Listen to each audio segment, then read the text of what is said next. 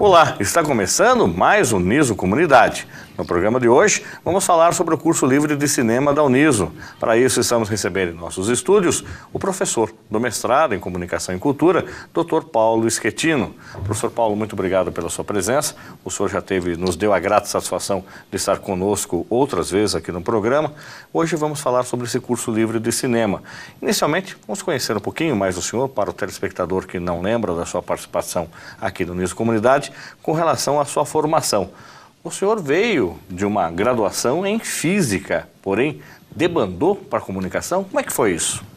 Eu precisava fazer primeiro, agradecer a presença aqui, porque é sempre um prazer conversar sobre cinema e conversar com vocês, né?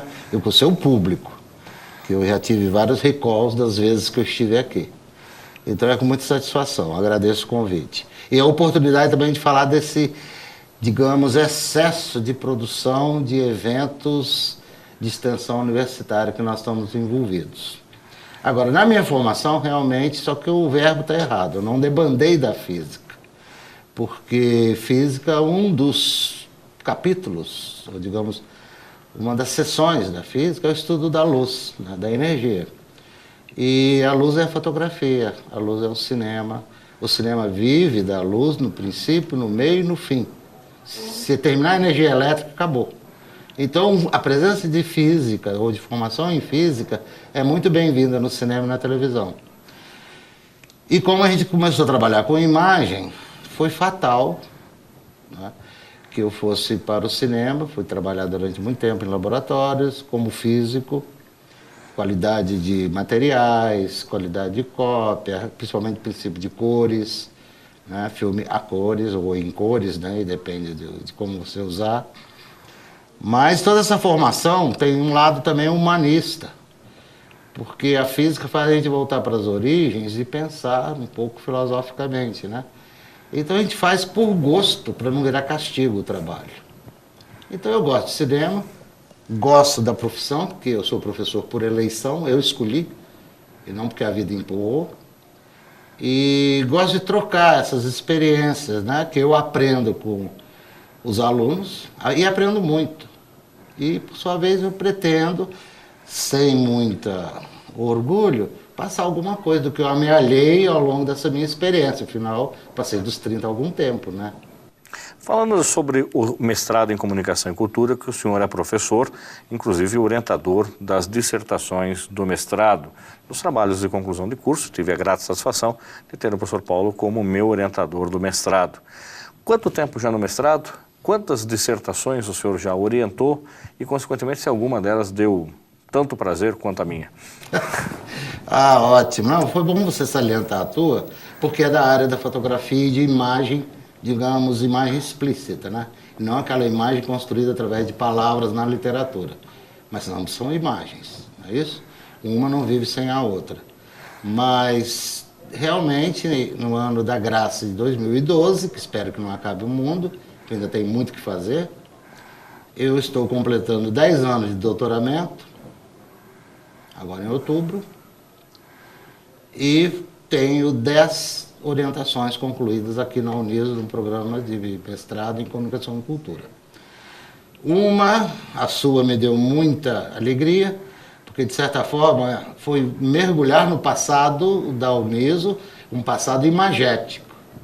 Me lembro a primeira vez que eu vim conhecer a Uniso, sem ainda certeza se aqui ficaria, eu te encontrei no laboratório, tinha caixas e caixas de fotos antigas da década de 30, 40.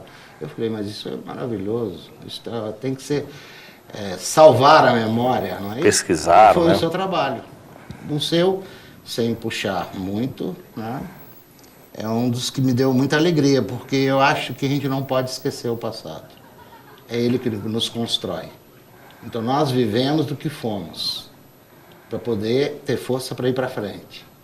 Então o resgate do passado da Uniso foi muito importante. Eu gosto muito da sua dissertação. Ela inclusive tem um pecado, ela é a única que está com capa azul.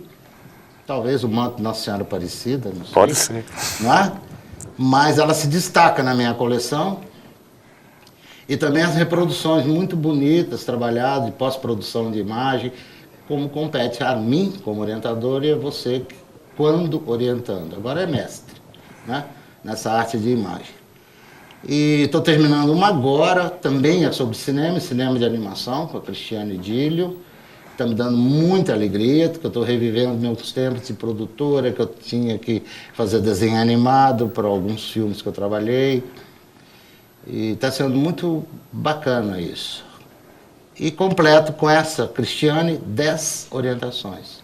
10 filhos acadêmicos. Porque uma orientação dentro de um mestrado oficial de CAPES-MEC é uma filiação mesmo, né? Dura 2 anos, professor, uma orientação, todo esse trabalho de começar um trabalho do mestrado e aí conhecer o professor orientador, frequentar as aulas, no mínimo 2 anos? Ou 2 anos é o prazo? Infelizmente, por causa de uma necessidade de produção em série de mestres, que isso é ruim, né? Infelizmente é no máximo 2 anos. Com tolerância de mais 6 meses. Então, teoricamente, 2 anos e meio. O MEC, a CAPES, inclusive, nos castiga se a gente esticar. Agora, quando eu fiz o mestrado e doutorado, que não faz tanto tempo, né? Como eu disse antes, vou comemorar esse ano 10 anos de doutor. Mestre, uns 15 anos. Nós tínhamos o dobro de tempo. Nós podíamos, então, aprofundar mesmo o objeto de pesquisa. Elaborar o produto final, que é a dissertação do mestrado ou a tese no doutoramento. Hoje não, é muito feito às pressas, quando na realidade nós temos necessidade de orientando de muita leitura. Porque se ele vai com o diploma de mestre, ele vai ter direito ao magistério superior, a exercer o magistério superior, ele tem que ser não só leitor de texto, ele tem que ser produtor de texto. Então não se concebe um mestre que não escreve, ou que não entende de arte pictórica, ou de imagem explícita, como eu digo, né? Então, mas de todo jeito, 2012, é número redondo, né? Parte no meio da 2112, especularmente, reflete o 12. Então é um ano muito importante para a minha carreira profissional e acadêmica. São 10 anos de doutorado, 1 ano de pós-doutorado, feito na UNB, e 10 mestres feitos. Isso me orgulha muito. Com relação também à produção, que a gente está falando do mestrado, desse período que o senhor está aqui, o senhor orientou também, como o meu, que foi de fotografia, o senhor está falando que está orientando um agora também de cinema, outros também de cinema, outros na área de comunicação que foram importantes, que o senhor gostaria de ilustrar? Poxa, obrigado digamos, pela escada, né? Como se diz no teatro, né? A deixa. A primeira dissertação que eu orientei aqui era um TCC de publicidade e propaganda. Inclusive, ele carrega o seu mesmo sobrenome. É meu primo. Negrão. Isso. É o Pedro Negrão, que é ex-aluno Um grande fotógrafo. Isso, ex-aluno da Uniso. Hoje ele é repórter fotográfico do jornal Cruzeiro do Sul. E despertou muito mais ainda o interesse pela fotografia, não só pelo viés da família, mas também pelo trabalho acadêmico orientado pelo Dr. Paulo Schettino, que fez ele ver a fotografia com um olhar não só pragmático como um retratista, mas também como teórico. Sim, e foi 1 ano de orientação, que é TCC, né? Trabalho e conclusão de curso de graduação. Foi 1 ano de orientação, mas fizemos com o Milfo, banca. Na época eu convidei o professor Maurício Reinaldo, o professor Osvando. 2 professores doutores. 3, e trouxe ainda o Jorge Antônio. Outro professor doutor. Estava conosco. Então, além de mim como orientador e presidente de banca, eu coloquei 3 pessoas competentes para analisar o trabalho do Pedro. E foi um show. Quando hoje a gente vê toda essa parafernália tecnológica, eletroeletrônica, que está disponibilizado pelo mercado chinês, você chega nas lojas assim, você fica apavorado com o iPhone, não pode, não pode, sacode, saco de bode. A quantidade de tranqueira, parafernália, e você se perde com tanta coisa. Então, aí as câmeras. Nós deixamos o processo químico né, fotoquímico para o processo digital. E outra coisa, hoje você compra o programa, você não precisa pensar. E o Pedro fez fotos para o seu trabalho final com câmeras antigas. Sem esses recursos, qualquer BO se pode fotografar. Agora, por que aquelas máquinas você fazia? Porque não interessa a qualidade da máquina ou a marca da máquina. Interessa quem está por trás. A capacidade do fotógrafo, né? É ele que escolhe o enquadramento, a luz, o ângulo.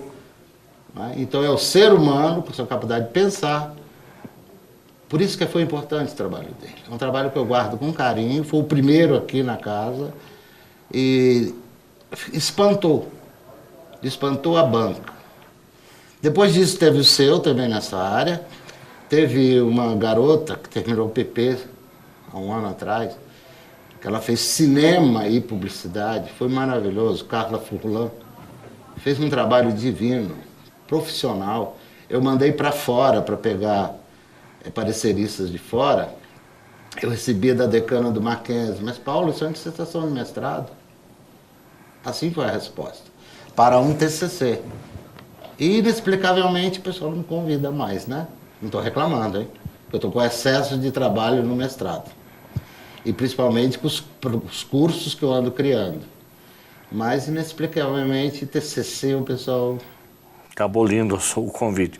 Agora, nessas atividades que o senhor faz de extensão universitária através do mestrado, vale lembrar que é o cinema para a terceira idade. Gostaria que o senhor comentasse sobre ele. Bom, como eu estou mais ou menos na fase de revival, né, aqui na nossa conversa, o Cineclube, hoje chamado Cineclube da Terceira Idade, Maria José Sodré, faz esse ano 6 anos de existência. Isso é um recorde no Brasil. Já foi matéria na televisão do Senado, em Brasília, na TV universitária do UNB.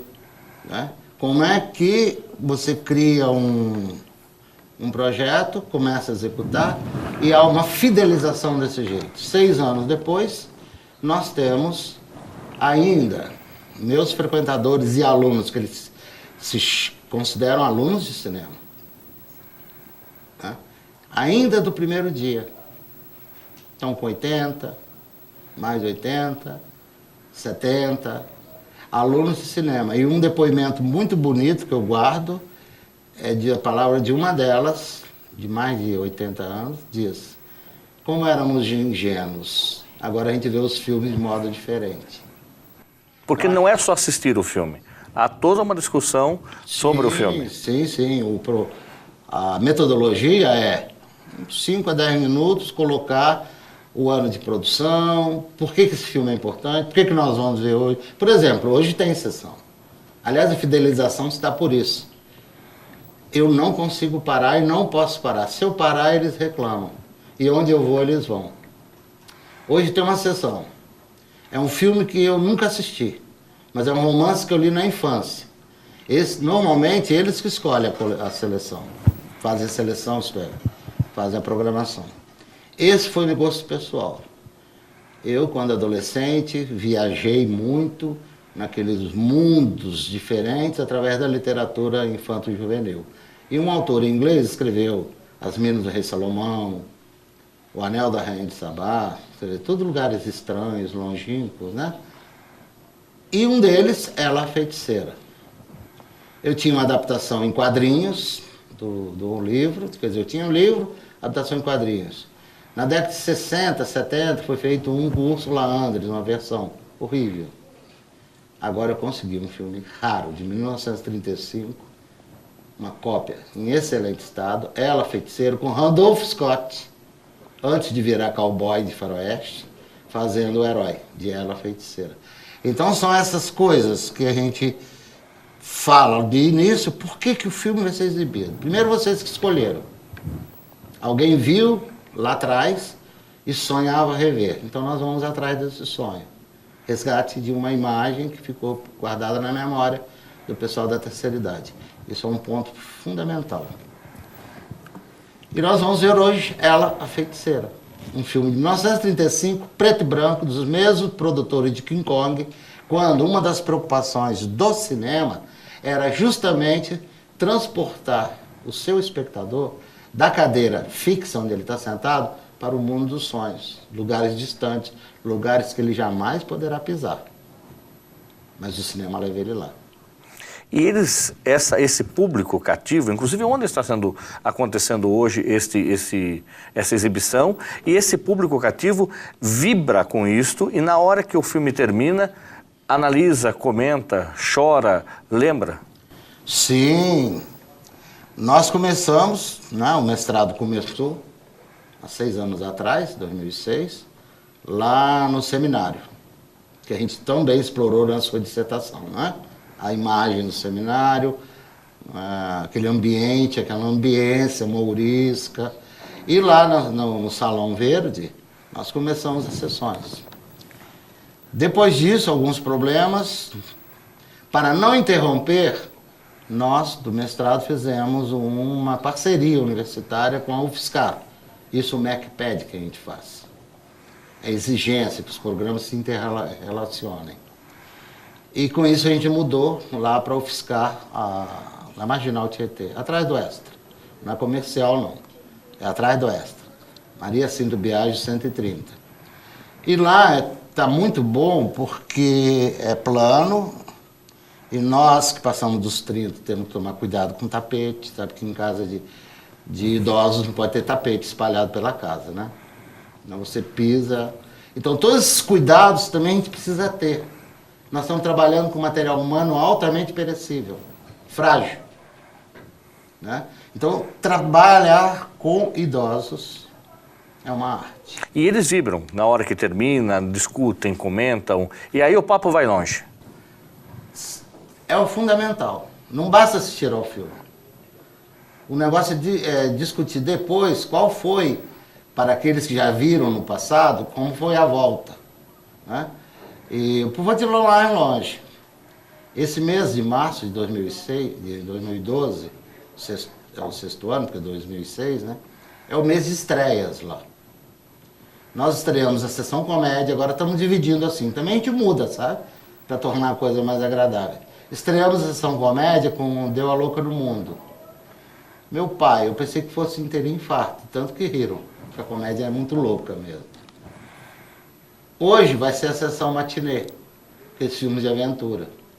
Passamos pela sessão Poeira de Estrelas, filmes que trazem um grande nome, uma mulher deslumbrante como Jane Tierney ou Ingrid Bergman, ou um galã forte como Gary Cooper, são Poeiras de Estrelas. Hoje é a sessão Aventura e semana que vem termina a sessão Grandes Romances, o Moby Dick.